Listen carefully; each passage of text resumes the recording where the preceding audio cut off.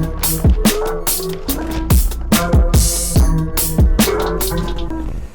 right, here we go. Yo. What up, though, man? I got Trell in the building. Music executive. What you say, producer? You know what I'm saying? Yeah, producer, music executive. What else? What else you want to add to that title? A father. There you go. Husband.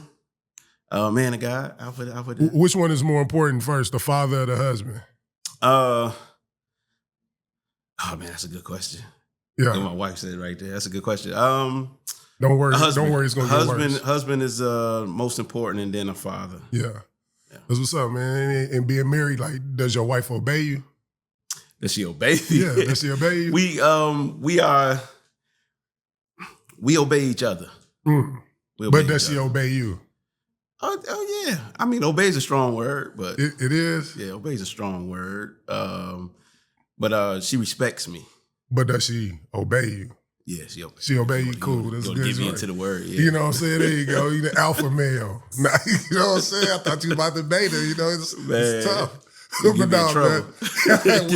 Welcome to MOGUL State of Mind, man. I appreciate you sitting down, man.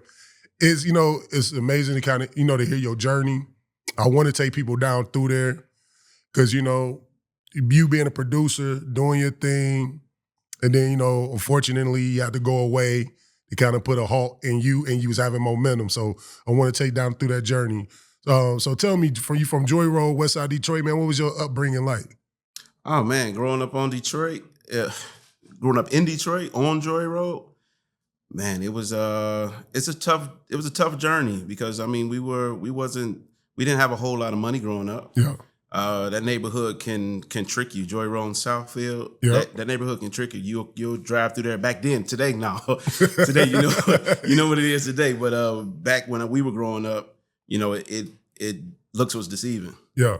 So when you get into the neighborhoods and who lives there and what was going on economically, it was tough growing up. Yeah.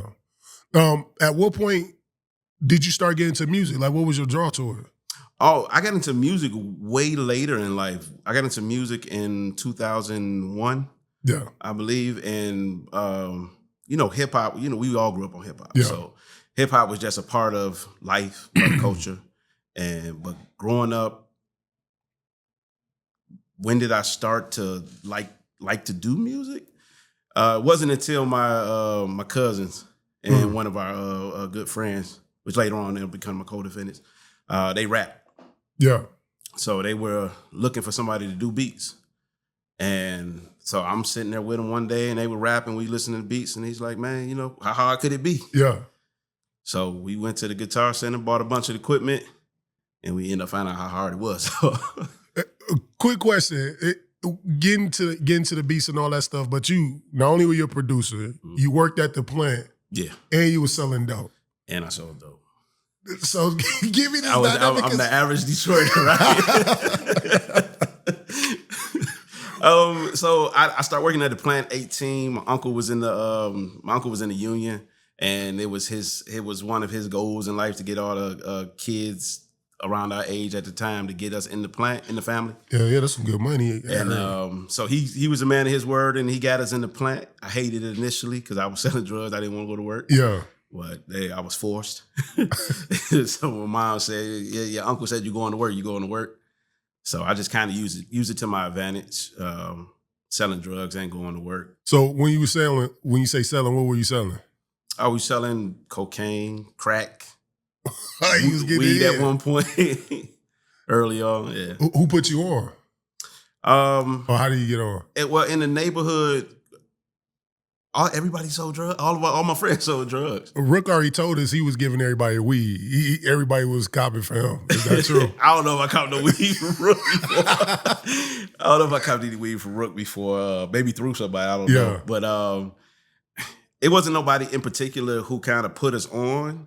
It was more so something that we gravitated to, and everybody in our neighborhood was selling drugs. Yeah. It became if everybody played football, we would all play football. Yeah. If everybody wanted to be a doctor or a lawyer, we would have did that. But everybody sold drugs. On drugs, like, what's the most you felt like you ever made in a day consistently? what the government said we made, or what did I feel like we said? You know the government gonna hype it up. The government gonna hype it up. The government said we made 30,000 a day. Somewhere in that area. I won't say 30,000. Damn. Somewhere in that area. So here it is. You moving crack, things of that nature. Like, did your parents know? Did your mom them know? Like, eventually. How they find out? Well, my brother got shot in 1998, and the house that he was in when he got shot got firebombed and shot up.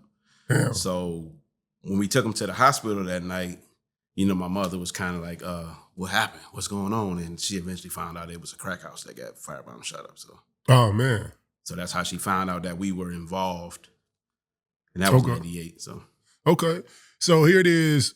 So let's go back. You working in the plant, you hustling, you producing. How successful do you feel like you got on the production side before? I got decent. In a short amount of time, I started working with Obi Trice. Okay. I got introduced to Obi Trice through some mutual friends. We ended up living next door to each other, some townhouses, and right across the street from Fairlane. Okay. And so he liked the music that I was doing, and he gave me an opportunity, and we ran with it. I got music placed on his album. Start working with the A&R at Shady. Okay. And they were interested in representation and signing me a production deal, management deal. And unfortunately, I couldn't do any of it because I was ended up going to trial. So let's get into that. So here it is. You got momentum going right now. You know what I'm saying? You're doing your thing. How did you get bammed up? So how we sold drugs in our neighborhood was off of cell phones. So back when my brother got shot and the house got firebombed, everybody kind of moved from selling drugs in the crack house. Yeah, because you're more stagnated. So selling off cell phone when you were more mobile, and obviously it's So when you say sell off cell phone, a crackhead hit you like boo boo, I need some crack, and you just go deliver it, like drop it off, like give me to break this shit down. I mean, in so many words, yes, exactly. Okay, that's it. So I mean, we called it the mic. Okay. So we called the cell phones, we just called it the mic. It was his nickname that we gave him. But yeah, they call the phone, hey, I need a 20 or 8 ball or 100 or 50 or whatever. And we will meet them in the neighborhood somewhere in between Greenfield and Joy to Burt Road and Joy, gotcha. Between Ford Road and Chicago, somewhere in that area. Okay, so you just riding around. So how you end up getting caught up? All right, so one of our customers was a CI. Oh, shit. And he ended up informing For those the who don't know what ATF. CI means, can you say? Confidential informant. There you go. And he rolled over to the ATF, so told on us, and then ATF began an investigation. Now, how long were they investigating y'all before they actually? 15 months. 15 months, okay. Yeah. So they was on it. Yeah. It's a long investigation. They had wiretaps, helicopters, everything that you've seen in the movies they did. Everything. So what were you doing when they came in on you? Was anybody else picked up before they came and got you? Like, did you know it was coming? No, they did a sweep all at one time. Yeah. So they came and got everybody at one time. There was some red flags. Yeah. That we ignored. Like I mentioned helicopters. So yeah. In one incident, one of the workers noticed the helicopter was following. So he called one of my other co-defendants, and he had him, just to see if he was following him, he had him ride down Southfield to 6 Mile. And then, of course, the helicopter followed him. So they drove back to Fairlane Mall, which you notice back in the other direction. Yeah. And they end up switching cars. They walked through the mall, change keys, switch cars. So stuff like that happened, and where we kind of drew a red flag, but we ignored it.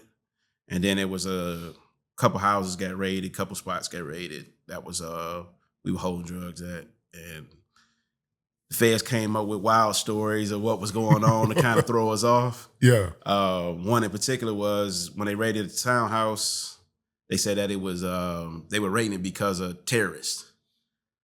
So my co-defendant pulled up as they were raiding the townhouse. Yeah.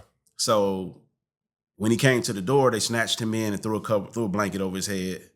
Finished doing the search. They all left, and one of the agents told them, they showed them a picture of a bunch of Arabs and said, "Hey man, we are looking for these terrorists. So this is why we're here."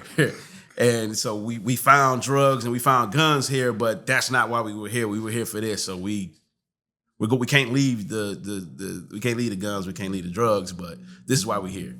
So kind of throw us off, which kind of makes sense because that was early 2001, 2002, and that everything happened with September 11th. So it was around that time.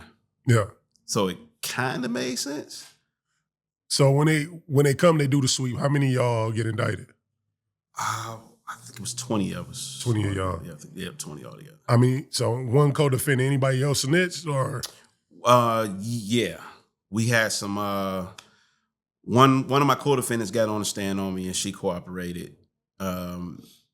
Everybody else didn't get on the stand. Wait, can women be snitches? It seems like it's like a double standard. Okay, she was involved through one of my co-defendants. She was my co-defendant girlfriend. Yeah. My brother told my co-defendant quit having her ride around in the car with her while they sold drugs. So when they got arrested, she instantly told everything that she overheard. It's not that stuff that she really knew. Yeah. Yeah. Okay, so now they trying to pin you with conspiracy. Right, because the initial CI, he didn't know me. Yeah. So he knew my brother and one of my other co-defendants. And he didn't know, so they didn't really have that much evidence coming from the investigation, so they needed somebody to flip. So did y'all take it to trial? I mean, did you take a trial? Did you I plead? went to trial. Okay. Yeah. Everybody else played out. I went to trial. What made you decide to take a trial instead of plead out? I couldn't wrap ghost dope around my head. I couldn't understand that in the beginning. Mm. You know, how could you charge me with X amount of grams or kilograms or all this dope and you don't have it? Yeah. So I couldn't understand that. That was to a large degree the initial reason why I chose to go to trial. Outside of that is just my faith, believing in what I believed in. I didn't feel like I was getting justice as far as the plea agreements that they were sending to me. So, got you. So, like when it comes in an indictment, did they label you as the leader? Yeah, I was the. So you was a leader. Yeah. Got you. So these was all your people. So they was really after you anyway then. Yeah, they were after me anyway. And they didn't have a lot of evidence to wrap me into it. But eventually, it still went down. Do you consider yourself that you blew trial? I wouldn't say that I blew trial. There was times where I was winning. There was times where I was losing. Got you. It's all who can present the best case. Can we present enough doubt? Yeah. And for them, can they present enough evidence of guilt? Got you. So it was times where we were winning, and then there was times where I was losing. Now, did you have a name for your crew? They call us the Joy Boys. They call y'all the Joy Boys. Right. Did y'all call yourselves that? I mean, everybody on Joy Road. Everybody on Joy Road call themselves Joy Boys. But. So Joy Boys are obviously people who were before me who created the name Joy Boys. Some of our OGs in the neighborhood. Yeah. They created the name Joy Boys. We ran with it when we were in high school. Yeah. The feds got a hold of the name through the 6th precinct. Mm. So the police officers at the 6th precinct, they said, hey, okay, these guys they're called the Joy Boys. And so that's why the feds labeled it the way they did. Got you. So here you are, you in trial, you fighting. How much time are you facing? Life. Mm-hmm. So you go to trial and you fighting life. Mm-hmm. So then they end up finding you guilty. Yes. On what charges are? All of them. All of them. I had 10 charges. I had a CCE charge, was a continued criminal enterprise. I had 4 possession charges, and I had 4 cell phone charges, so phone call charges, unlawful use of communication facilities, what they call it. Yeah, and just phone calls. So 4 phone calls, 4 possession charges. The continued criminal enterprise and the conspiracy, but the conspiracy ended up getting dropped because the criminal enterprise overrides the conspiracy. Man. So you end up being sentenced to how long? 30 years. 30 years. Yep. So my guidelines was life. So the drug amount that they were holding me accountable for was 180 bricks of powder and 7 bricks of crack. Gotcha. So my guideline range was life. And rest in peace to RBG. I don't know if you know who RBG is. Ruth Bader Ginsburg, Supreme Court Justice. She, a year prior to me going to trial, they had just handed down United States versus Booker, which made the federal sentencing guidelines advisory as opposed to mandatory. So because of that, I didn't receive a mandatory life sentence because my guideline range was life. Gotcha. So with it being my first case, it's my first case ever. I haven't never been to prison, never had a charge. And so the judge took that in consideration. He sentenced me to 30 years. What was the plea offer? 22 years, 262 months to 327 months, I believe. Do you wish you took the plea, looking back at it? No. Why not? Had I took the plea, I felt like taking the plea was saying, yes, I did everything that you say that I did. And all the dope that you lied about or the things that you lied about, I'm agreeing to. Yeah. And I'm agreeing to go to prison for the amount of years that you're offering. And I couldn't bring myself to, that was another reason why I went to trial was, okay, I'm agreeing to leave my wife and my children for that long. I'm actually going to say, hey, see y'all later, see y'all in 20 years. Yeah. You know, that was a hard pill to swallow. So that was one of the reasons why I did not accept the plea. Got you. So now you go, you sentenced to 30 years. How much time did you end up doing? I ended up doing 17 years. 17. Yep. Man. So when I first went in, I had 30 years. Direct appeal, denied. 2255, denied. They came out with a 2-point reduction for crack in like 2007, denied. I got clemency came out when Obama was leaving office. It's a long story explaining why I didn't receive that. I didn't get denied or granted. It just kind of sat there.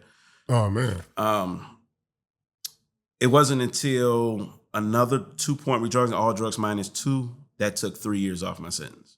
Okay. So that was the first break that I got. And then the First Step Act came around. And I put in and that reduced the crack to cocaine ratio. They reduced it to 18-1. So I was eligible for a sentence reduction under that. At least I thought in the beginning, which I ended up being right. But the government fought me tooth and nail. Yeah. Judge disagreed. He denied it. We appealed. We ended up winning it on appeal. Okay. And so that in the process of doing that, I got released under the CARES Act because of COVID. I don't know if you're aware of it. Yeah, I'm aware of that. So I got released under the CARES Act. And so I was waiting to get resentenced because I wanted to appeal. And when I got resentenced, he just reduced it to time served. Oh, man. That's dope. So 16 years, 9 months, exactly. Okay. Yeah. So while you were in there, did you have to were you trying to hide your identity? You can't hide your identity in prison. No. You can't. Everybody hear about your case. Everybody knows everything. When I was in the county, I tried my best to try to get to the modern detention center. Yeah. I'm glad I didn't because years later I found out there was people there who wanted to jump on my case, meaning they wanted to cooperate with the government, help them. Oh, shit. Yeah, so I'm glad I didn't make it then to the detention center. Yeah. But yeah, when you get in prison, you can't. It's the Fed seems so big, right? Because it's all over the country, but it's small, it's tiny. Everybody knows what everybody's doing, who's doing what. Gotcha. Well, tell them about when Shaw asked you who you was, how you act like you. Okay, that's what he asked me. Okay, so yeah, in cases like that. So Rashad, good friend of mine, I met him over the last couple years while I was in prison. And I bumped into him in transit. Okay. We ended up going to the same facility, but I bumped into him in transit and he just said, oh, you from Joy Road? I'm from Joy Road. Oh, hey man, do you know Trell? I'm like, so I'm like, y'all, I'm skeptical. You don't know me. You know Trell, but you don't know me because you're talking to me. So I'm like, yeah. He was like, man, he was at Elkton in Ohio. He had 30 years. He won. So he's going the explanation of everything there. I'm like, oh yeah, I know who he is. So as he got to talking, eventually, yeah, I am Trell, but he was related to a really good friend of mine. Two of my really good friends I grew up with. He was just younger than us, but he was related to them. And once he told me he was related to them, I'm like, yeah, he's cool, good dude. Yeah. But yeah, me and him ended up getting real close. We ended up having a good relationship, even to this day. Got you. Shout out to Shy. So getting out on that CARES Act, man, how did that feel when you got that news? Skeptical.